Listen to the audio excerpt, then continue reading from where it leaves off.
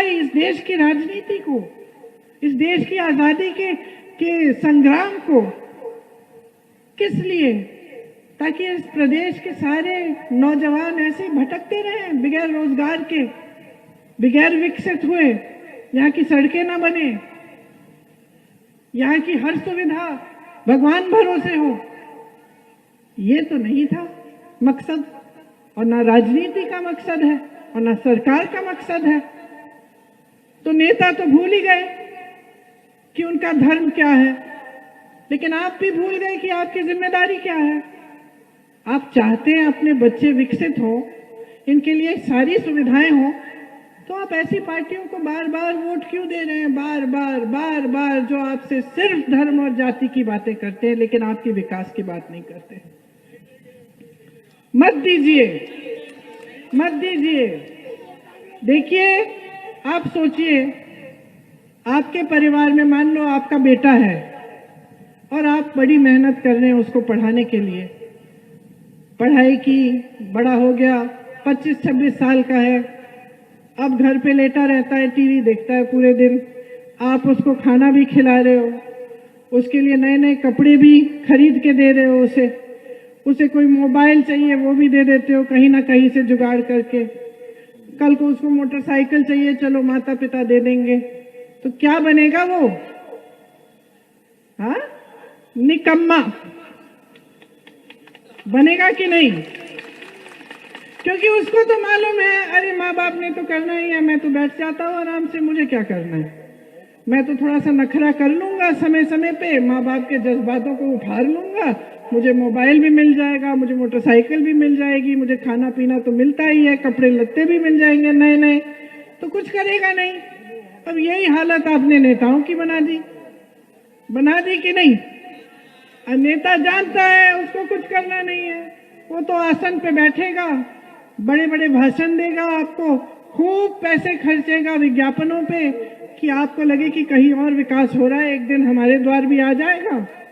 आपकी समस्याएं हल करने के लिए कुछ ना करे, निकम्मा बन गया है नेता, आपके किसी काम का नहीं रहा। ये भाजपा, समाजवादी, बसपा के नेता आपके किसी काम के नहीं रहे हैं, क्योंकि आपके लिए काम नहीं कर रहे हैं, आपकी समस्याओं को जानते ही नहीं है। खुद कहते हैं मंच पे खड़े होकर, हम तो जानते ही नहीं है कि छुट्टे जानवर की परेशानी है। अब हम जान गए हैं, चुनाव आ गया, ओहो जान गए, अचानक चुनाव आ गया, उद्घाटन शुरू, शिलान्यास शुरू, हवाई अड्डे बन रहे हैं। 5 सालों के लिए तो सारे हवाई अड्डे आपने अपने दोस्तों को बेच दिए। बड़े बड़े उद्योगपतियों के लिए सारी नीतियां बन रही हैं इस देश में। आज गरीबों के लिए कुछ नहीं है, मिडिल क्लास के लिए कुछ नहीं है। सिर्फ और सिर्फ 5-6 बड़े बड़े उद्योगपति जो प्रधानमंत्री के मित्र हैं, उनके लिए सब कुछ बन रहा है।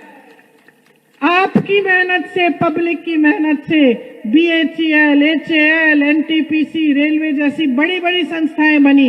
ये पब्लिक की संस्थाएं थी, कांग्रेस की सरकारों ने बनवाया आपके लिए। यहां से रोजगार मिलता है। क्या हुआ? बेच डाला। और आपके सामने आके कहते हैं कांग्रेस ने बनाया क्या 70 सालों में? अरे भैया, हमने बनाया नहीं होता तो आप बेचते क्या? आप तो पूरे देश को बेच डाले। पूरे देश की संपत्ति तो आपने पकड़ा दी अपने दोस्तों को। सारे हवाई अड्डे, सारे बंदरगाह, सारी संस्थाएं जिससे रोजगार मिल रहा था, सारे बेच दिए। जो नहीं बेचे, जो बचे कुछ हैं, वो भी योजना बन रही है बेचने की।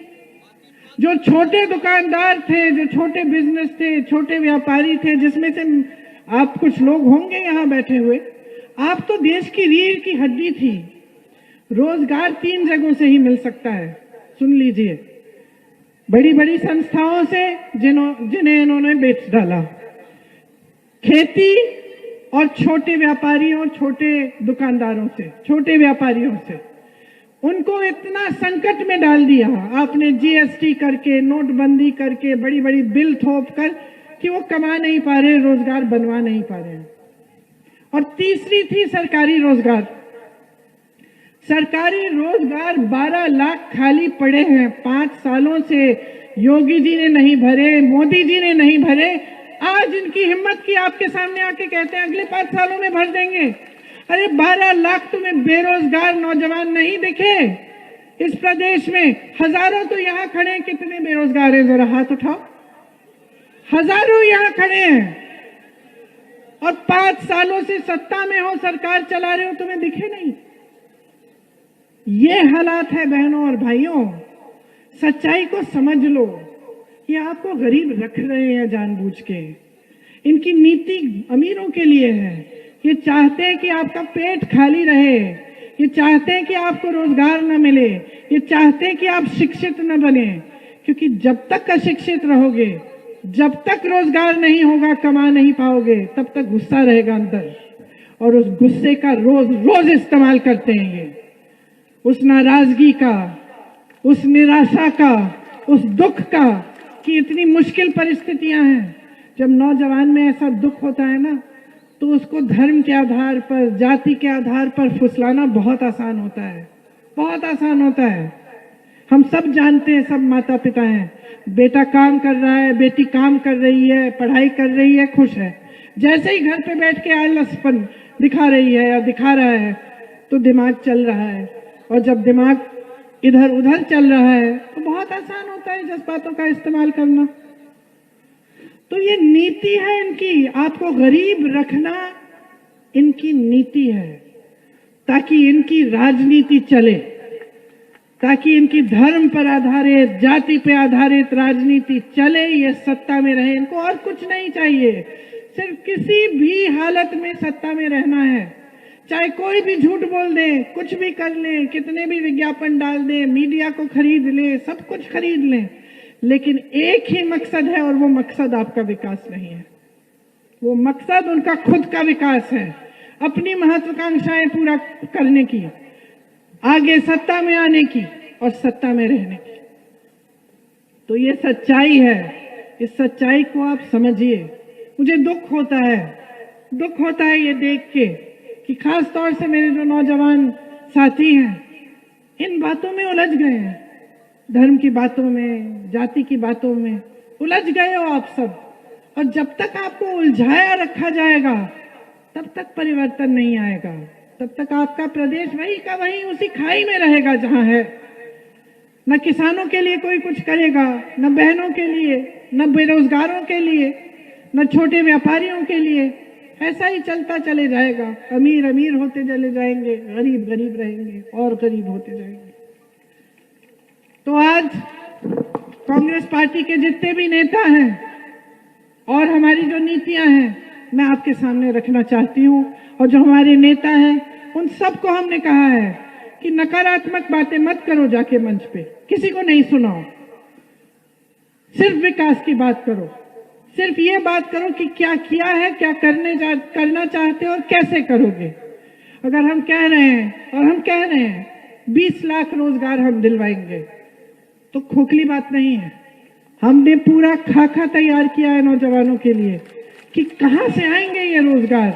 आपको पता होना चाहिए कि कोई नेता आके 50 लाख 70 लाख रोजगार आपको वचन दे दे कि आपको बना के देगा, तो आपको पता होना चाहिए कि कहां से आएंगे। बकवास कर रहे हो या सच्चाई बोल रहे हो? तो जब हमने कहा 20 लाख रोजगार देंगे, हम कह रहे हैं कि जो 12 लाख सरकारी पद इन्होंने खाली रखे हैं, सबसे पहले उनको भरेंगे। कहाँ कहाँ है वो खाली पद, वो सारा लिख के हमने अपने घोषणा पत्र में दिया है। हम कह रहे हैं कि 8 लाख रोजगार हम उसके अलावा पैदा करेंगे। कैसे? छोटे दुकानदारों को, छोटे बिजनेसों को मदद करके, उनकी ये जो बड़ी बड़ी बिजली की बिल है, जो कोरोना का सब बकाया है, वो साफ करके, जो बिजली की बिल है उनको आधा करके, सबके लिए। हम कह रहे हैं आप नौजवान हो, अपना बिजनेस शुरू करना चाहते हो, छोटा सा कारोबार, आपका मन है कि आप कुछ करेंगे, माँ बाप को करके दिखाएंगे कुछ, तो सरकार आपको 5 लाख रुपए 1% ब्याज पे देगी, ताकि आप अपने पैरों पे खड़े हो पाओ। ये जो भर्ती की प्रक्रिया है, जो धूमिल हो चुकी है, इसे पारदर्शी बनाएंगे हम कह रहे हैं कि हर भर्ती के लिए एक जॉब कैलेंडर बनेगा। किस दिन परीक्षा होगी, किस दिन रिजल्ट आएगा, किस दिन नियुक्ति होगी, और सब 6 महीनों के अंदर अंदर और अगर किसी ने उसके साथ खिलवाड़ करने की कोशिश की, अगर कोई अधिकारी उसको इधर उधर करने की कोशिश करता है या पेपर लीक होता है, कुछ होता है, एक कानून लाएंगे कि उस पर सख्त से सख्त कार्रवाई की जाए।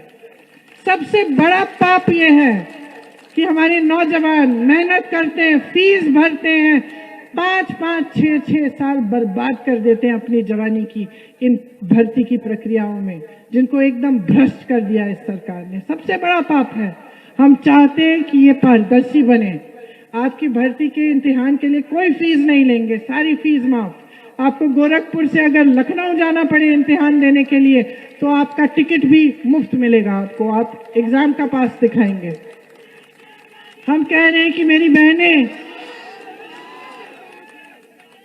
बहनें, हर ब्लॉक के अस्पताल में आपके लिए एक अलग कमरा होगा जहां एक महिला डॉक्टर, महिला नर्स मिलेगी।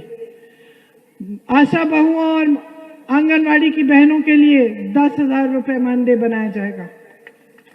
40% सरकारी रोजगार पहले के आरक्षणों के तहत महिलाओं के लिए रखे जाएंगे। 25% रोजगार और भर्ती जो पुलिस में होती है वो महिलाओं की होगी, ताकि आप पर अत्याचार हो तो आपको एक महिला पुलिसकर्मी मिले पुलिस स्टेशन में। हम कह रहे हैं कि जो छात्राएं हैं यहाँ बैठी हैं, आपको मुफ्त मोबाइल फोन मिलना चाहिए ताकि ऑनलाइन पढ़ाई कर पाएं। मेरे से कुछ आपकी जैसे छात्राएं मिली थी, वहीं से ये सुझाव आया। मैंने कहा तुम्हारी सबसे बड़ी समस्या क्या है? बोला दीदी ऑनलाइन पढ़ाई करनी पड़ती है, हमारे पास तो फोन ही नहीं है।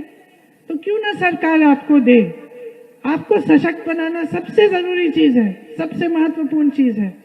समाज के लिए, देश के लिए आगे पढ़ना चाहेंगी स्कूल के बाद तो स्कूटी मिलेगी मुफ्त में, ताकि आप खुद जा पाए, कॉलेज जा पाए, जहां जाना है, किसी पर निर्भर ना हो।